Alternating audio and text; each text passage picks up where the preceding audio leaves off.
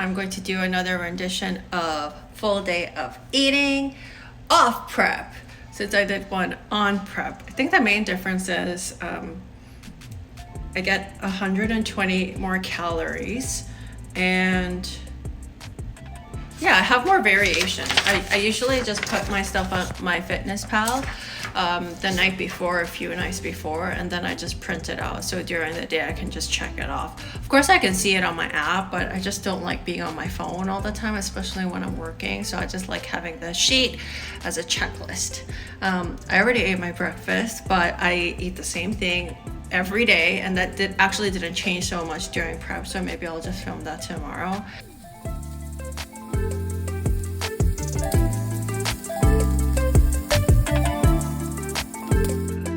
Whoops, I totally forgot to film my breakfast when I said I was gonna do full day of eating. This is actually the day after yesterday when I did the full day of eating, but my breakfast never changes. So here's what's left of it.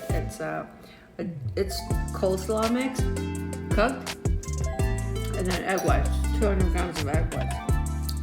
And then after this, I'm gonna have my oatmeal with my decaf coffee.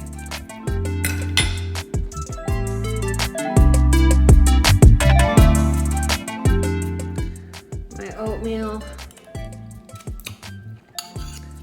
It's always 40 grams of oats. Sometimes it's instant, sometimes I cook it, sometimes I do the Irish oats. Ooh, those are really good, but they take a long time to cook, so I kind of need to budget like 20 minutes for it. These are just old-fashioned and they cook really fast. Decaf coffee. Try not to drink caffeine until I really feel like I need it. I might have a real coffee around 2 o'clock. So yeah, that's it. This is my breakfast. I love it. Right now, I'm really into having ginger as one of my spices because it just gives it a slight kick. It's so good.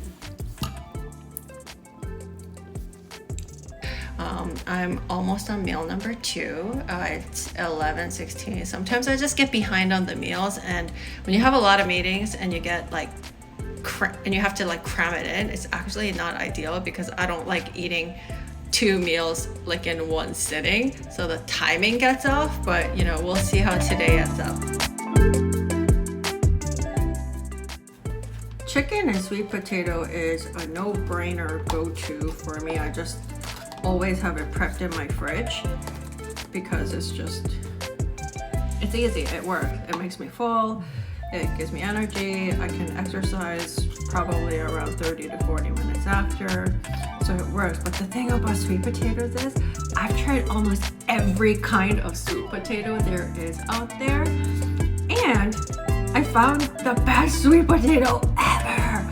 At H Mart, they have this one called 한입 고구마. 한입 actually means one bite, and they're like these tiny ones. Taste a lot like Japanese yams, but they're so fudgy and sweet, and oh my god, they're so good. But the thing is, you need to get it at H Mart, so I need to drive all the way to H Mart just to get those sweet potatoes. But my god, ever since I've discovered them, it's just so worth the trip. I mean, pre-H Mart sweet potatoes, I was doing the Japanese yam kind. The worst sweet potato are these ones. This one I had to mix it up. The orange American kind of sweet potatoes, they're just watery and soft, and they don't have the same type of mouthfeel and texture. Whereas the Korean sweet potato, if you just freeze it, it tastes like custard. It tastes like ice cream. And it's so sweet that you don't actually even need to add anything.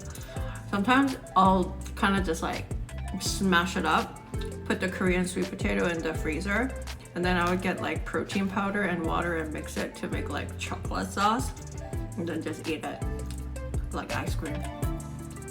So good, so good. I need to go to H Mart this week to get those freaking sweet potatoes. I only have 2 left. Eating the stupid American ones right now.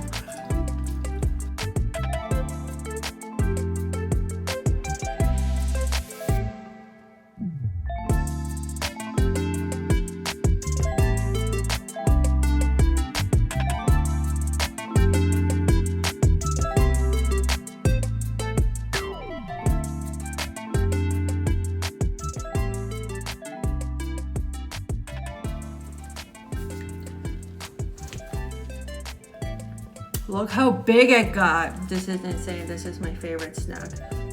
I either eat this as my AM snack or my PM snack. The texture of this.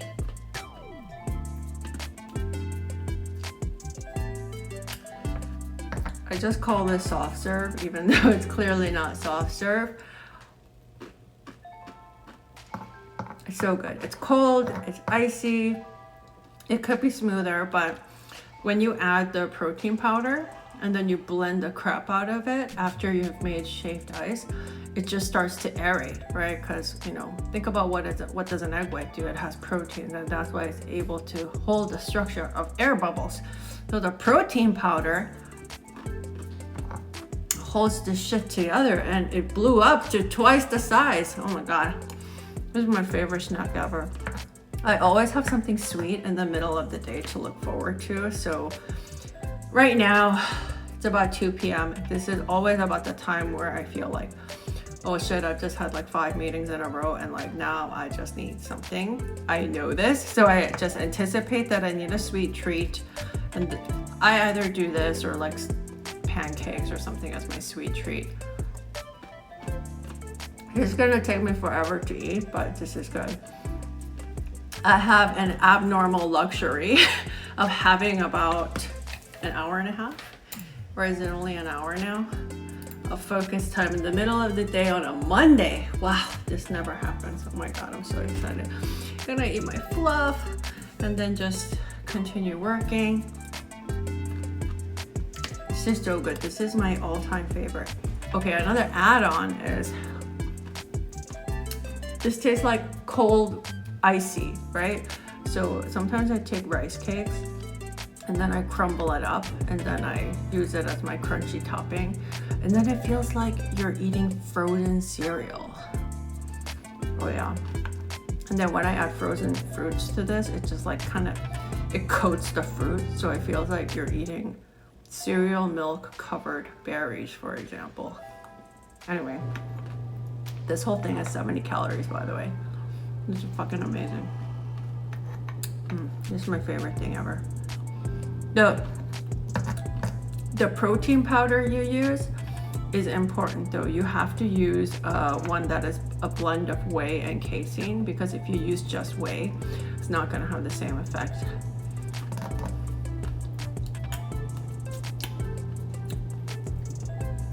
Let me tell you how long it's gonna take me to eat this. Probably estimate around 20 minutes. I just had a Zoa, which I haven't had in a while, and not sure if that was a good choice. I have a stomachache because it's just too much caffeine. I've actually been trying to cut down on the caffeine and not take, because I love the energy drinks, and when I was on prep, oh my God. Because I love energy drinks, and on prep I definitely had, actually deeper into prep, I had at least 1 Celsius or like 1, you know, Zoa or like whatever was the flavor of the month. But now I don't want to rely too much on caffeine, so like try not to take any pre-workout unless I'm like really dragging. And also I've been trying to stay away from the caffeine, but oh my gosh, like the first hit of this was so good, and then like drank the whole thing, and now I might as well just drink it. It's already 4. It's a little bit too late for me to have had this caffeine. I should have had it at like 2 o'clock, but whatever. What's done is done. I have a stomachache, but I'm just gonna deal with it and continue working. Because I had that caffeine, I'm not hungry, and it's 5 something. I need to go for my workout. I originally in my plan I had written cream of rice and nuts, but today I'm only doing cardio. I'm gonna do high intensity, so I don't really feel like eating that right before like sprinting on a treadmill. So maybe I might even go outside. I might even go do this run outside today. But anyhow, not really in the mood for a cream of rice. I think I'm just gonna switch it Yeah, because if I don't eat it, then when I come back, I'm still left with 3 meals to eat before 9 p.m. and that's too much. So I'm just gonna eat fruit and like peanut butter or something like that. All right.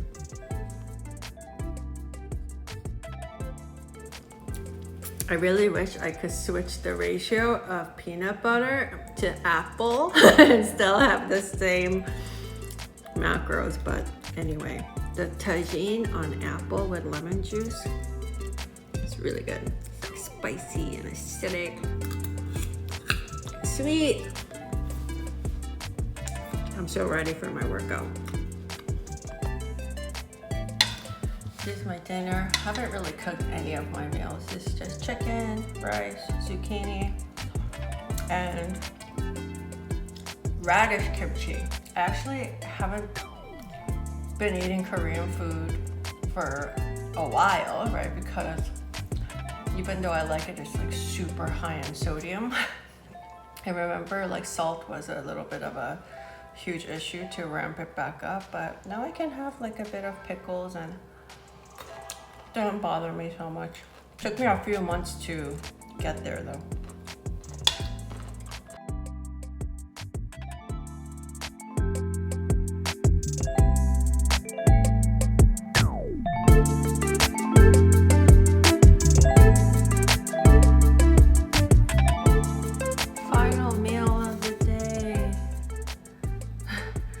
I only like cooking breakfast and then my final treat on a weekday because I'm so exhausted. Usually by the time I get around to this, even though I really like this item, I'm not like that much in the mood for eating because I'm typically so tired. So I'm probably gonna eat this really slowly, but I still have about an hour and a half before bedtime, so I think it'll be fine. I have my bedtime tea. Trying not to take melatonin or anything like that before sleep, just having some tea.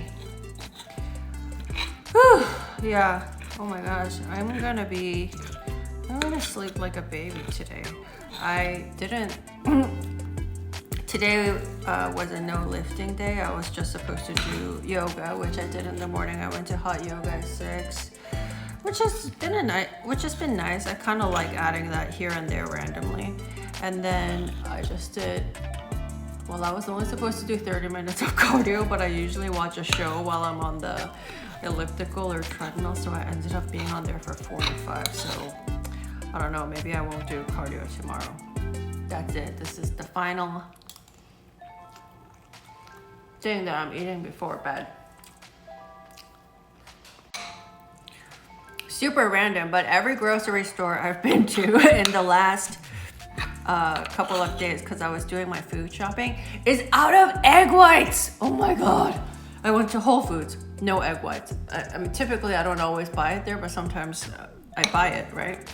If I only want to make one stop. Safeway, no egg whites. What the heck? What am I gonna do? I eat on average 400 grams of egg whites per day in some form, and oh my God, if I run out of egg whites and I have to buy whole eggs and have to separate it, oh no, I need carton egg whites. Hey, of course I forgot to do a closing as well as an intro. Anyway, so that was full day of eating for me at current state right now. Right now I'm eating about 1550 calories, 140 protein, 155 carbs, and 41 fat. Just to give you some reference of how things have changed. When I first started prep, I was eating about 1400 to 1500, which wasn't that much different from what I'm eating now, but the way that my macros were split were slightly different. I was eating way more protein and slightly less carbs. So when I started prep, it was 180 protein, 110 carb, 30 fat. And then slowly, of course, when you're prepping and you need to drop the body fat, your calories are going to decrease. So I went from about 1500 to 1200 to 1100 towards the very last week. and most of the calories cut were coming from carbs. So during peak week, my carbs dropped from 90 grams of carbs to 30 grams of carbs gradually. And on show day, I think I ate maybe like 800 calories max. I mean, you're just not hungry on show day, right? So and you're just busy, so you're not going to be really inclined to eat. But that's kind of how the calorie has, dropped, and then now has increased again. To get from, post competition to, me feeling very normal right now, that was a huge roller coaster. You have to be really consistent every week about how much you add and the type of foods that you eat. So really took me a while to get here. I'm in a good place right now because I'm being very consistent and calculated about what I eat. So it's not necessarily like just about the calories. It's just about like eating the same type of foods at the same time so that, everything is like predictable. So we'll see. I guess the hope is that I can continue to add calories without gaining too much body fat, so that when I prep again, I can start cutting from a much higher number. I want to add a note about the prep diet is that depending on the coach that you have, you might get a macro plan or you might get a meal plan. In my case, I got a meal plan. Right? So if they give you a meal plan, eat this much of that, like half cup of oats, half cup of rice, blah, blah, blah. You just tend to just follow that formula. One thing that I did for myself a little bit extra is that, first of all, everything was in cups. I don't believe in cups. Cups are not accurate. You need to change everything to grams or ounces, right? To a weight.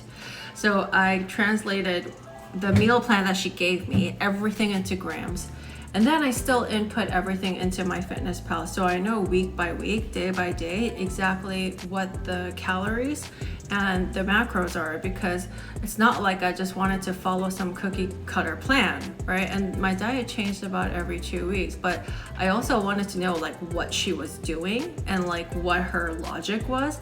And there's no way for me to learn what's going on for the nutrition during prep unless I actually understand like what's going on in the background in terms of the numbers.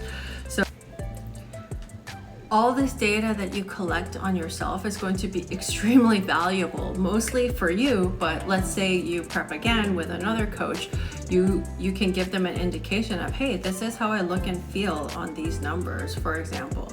Like, if I look back at all the different diets that I've had during the week, and of course I took progress pictures each week, it means that if I eat like X amount of protein, carbs, and fats with X amount of exercise and everything else that I'm doing, that's exactly how I'm gonna look. So it gives you a really good benchmark for yourself and how your metabolism is doing. So this is like super valuable. I highly suggest that if you are given a meal plan, that you track everything on the back end yourself, so you can map back all the different numbers to how you were looking and feeling visually during prep. I hope this was really helpful, and I'll see you next time. Bye.